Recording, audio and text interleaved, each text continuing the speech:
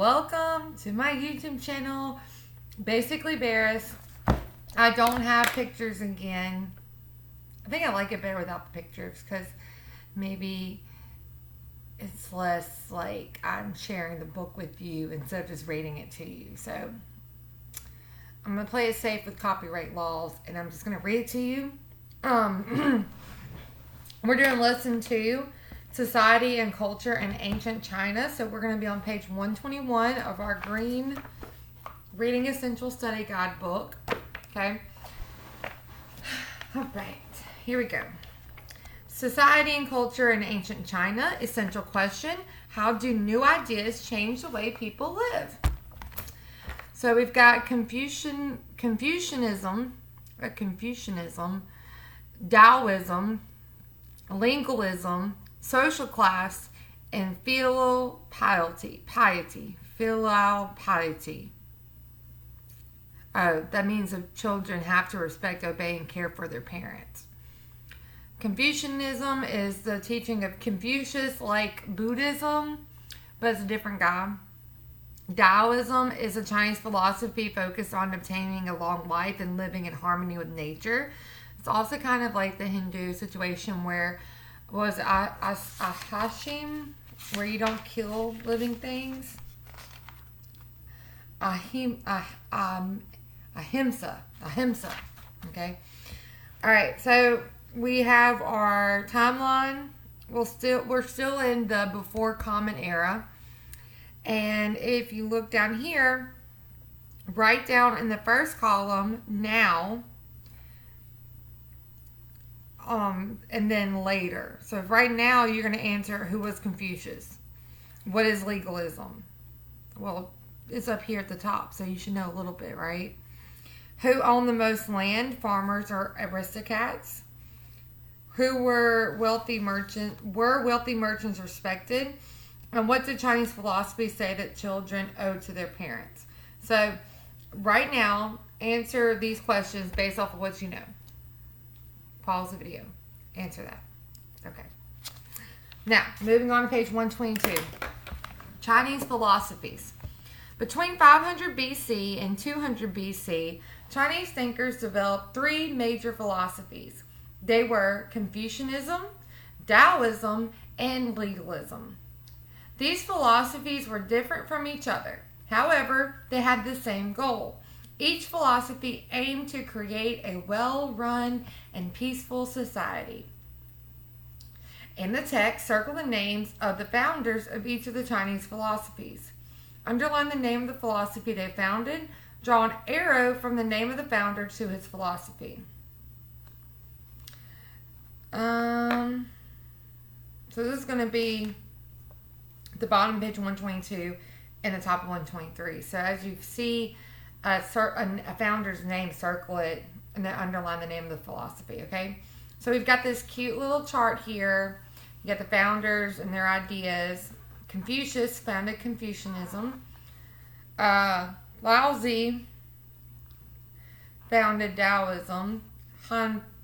Hanfeizi created legalism, okay? Confucius said people should put the needs of their family and community first.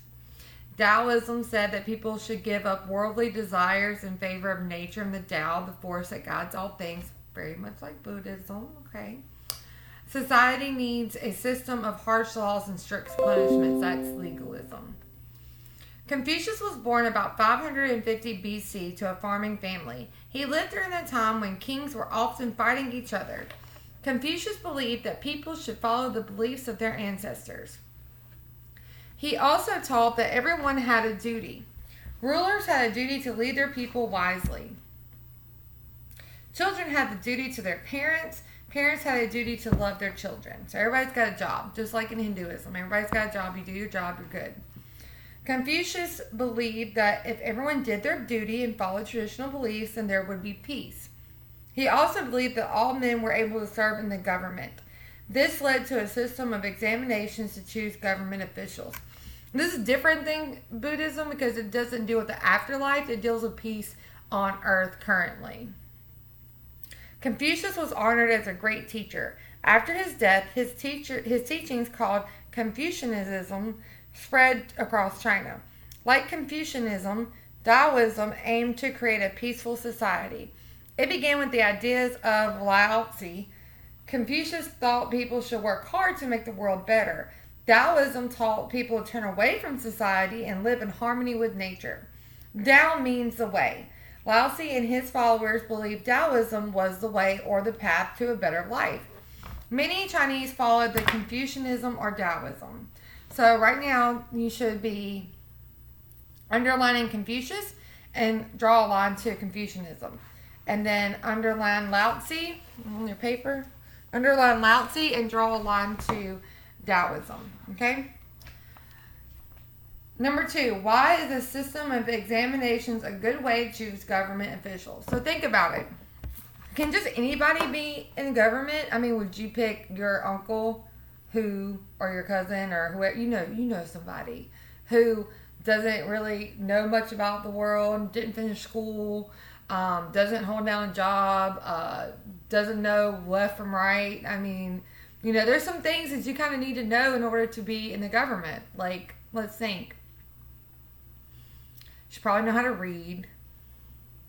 You should probably know how to speak. Like, I don't know if I would want to be in the government because I don't even know if I could talk properly to everybody all the time and be scrutinized. You should have no, scandals on your record. So, I mean, yeah, I think it would be good to have examinations to choose government officials. I think there are standards that government officials should have in order to lead us. I mean, I don't want to be led by some idiot, or somebody who doesn't understand the way the government works. Because that's the thing, children. That's the thing. Some people don't know how the government works and they try to be in the government. They don't even know how it works. So, anyway. Going on page 123. Han Feizi introduced the ideas of legalism during the 200s BC. Like Confucius and Lao Tzu, he believed that humans were naturally evil. He thought that only strict laws and harsh punishments would get people to do what they should do. Many aristocrats supported legalism because it emphasized force. Under legalism, rulers did not have to think of the needs or wishes of the people. The ideas led to harsh punishments for even small crimes. Like, seriously? I'm not sure. I mean, of course, rich people like that. They're like, oh, yeah, well, you don't have to worry about me because I'm rich. You don't have to follow the law because I could pay off whoever's going to punish me. But, the poorer people, they would be easier to punish, right? Chinese life. So, Chinese society... number 3. Why did aristocrats and kings like legalism? Because it emphasized force and you did not have to think of the needs or wishes of the people. You could just do whatever you wanted to because they have to follow the rules. They're the rules. And let's go ahead and stop and do number 4. How are the ideas of Confucius and Lao Tzu similar? How are they different? And go back to this chart on page 122. Or you can go back to the reading on page 122 and look at the differences between Taoism and Confucianism. Chinese society was made up of 4 social classes. A social class is a group of people in a society with the same economic and social position.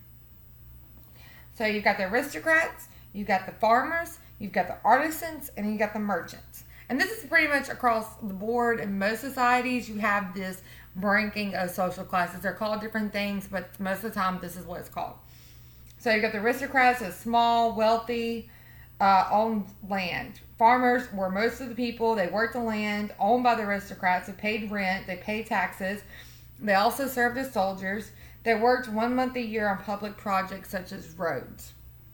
You got the artisans, who are skilled workers who made useful objects such as tulle and silk cloth. They also learned skills from their fathers and taught them to their sons. So these skills would be hereditarily passed along. And then you got the merchants, who are the shopkeepers and traders. They lived in the town. They provided goods and services to the aristocrats. And some were wealthy but not respected because merchants only made money for themselves. Moving on to page 124. Aristocratic families in China were wealthy. They lived on estates with walls surrounding their homes for protection. They owned large amounts of land. After a father died, his estate would be divided equally among his sons. This meant that sons and grandsons ended up with less land. Here's how you get this much land, and then it halves. And then that land halves and halves and halves. Most Chinese people were farmers. They lived in villages surrounded by mud walls. Outside these walls were fields that farmers rented from aristocrats. They paid rent by giving some of their harvest to the aristocrats. Artisans are skilled workers who made useful objects. Merchants provided goods and services to the aristocrats. Some of the merchants grew wealthy, but they were not respected. People believed that a merchant acted only for their own gain and not for the good of society.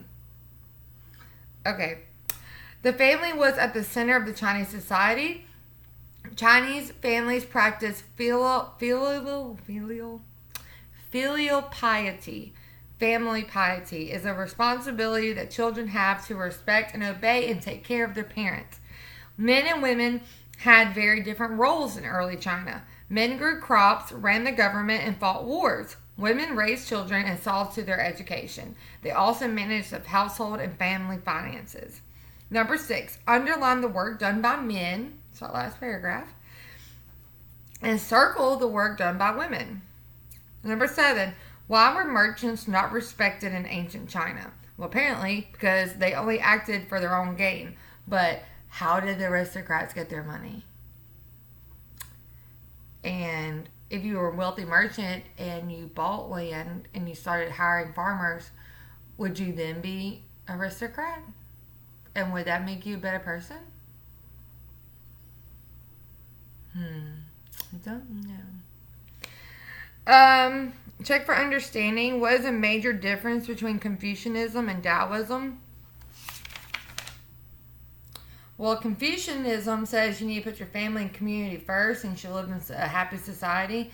Daoism said everybody should be living out in the woods of nature.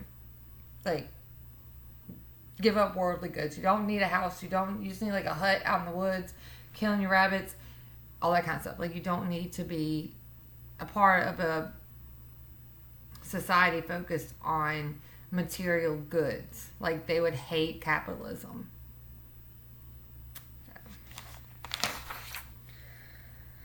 List of 4 classes of early Chinese society. Well, they're listed for you right here in this chart.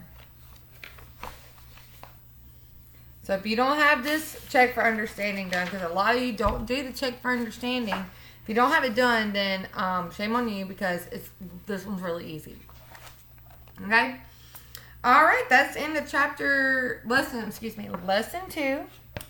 And I'm going to do lesson 3 tomorrow. So tune in tomorrow for lesson 3. I will see you tomorrow, and I want you to list 2 similarities of the Egyptian, Indian, and Chinese social structure. So what are 2 things that those 3 social structures had in common? You can go back to your other pages or you can Google it, whatever. What are 2 similarities of the social structures of the Chinese, the Indian, and the Egyptian social structure? Got it? Okay. I'll see you tomorrow.